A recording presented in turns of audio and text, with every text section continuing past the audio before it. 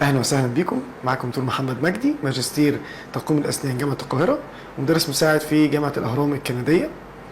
هنتكلم معاكم عن مواضيع كتير جدا تهم التقويم، اسئله شائعه كتير بتدور في دماغنا كلنا. تابعونا وان شاء الله هتستفيدوا من كل الاسئله.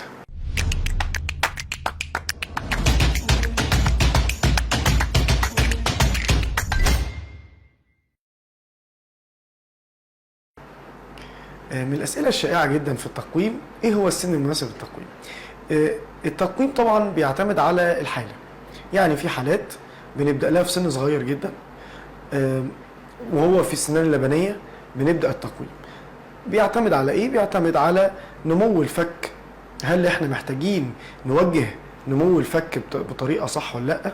يعني مثلا زي الاطفال اللي عندهم الفك اللي تحت كبير او صغير، فده بنحتاج نوجه نمو العظم بطريقه كويسه بحيث ان هو في الاخر يبقى علاقه العظم ببعضه كويس. فدي حالات بنبداها في الاول خالص عشان نستفيد من النمو العظم بتاعه.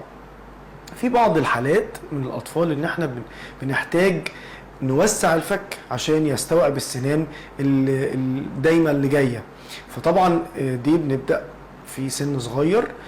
في حالات بنحتاج نخلع اسنان لبنيه عشان الاسنان الدايمه تطلع بشكل كويس، فطبعا دي الحالات اللي بنبداها في سن صغير. طب انا اعرف ازاي ان ابني محتاج او مش محتاج؟ الريجولار تشيك اب، يعني ان انا دايما بتابع ابني مع دكتور الاسنان وهو بيوجهني ان انا محتاج تقويم ولا لا. وطبعا دي حاجه مهمه جدا جدا عشان الحق اي مشكله تظهر عند الولد.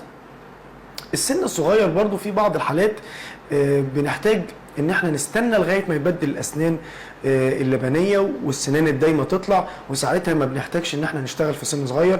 كل ده بيعتمد على الحاله وعلى الاشعاعات اللي بناخدها وبتبان فيها الاسنان اللبنيه والاسنان الدايمه.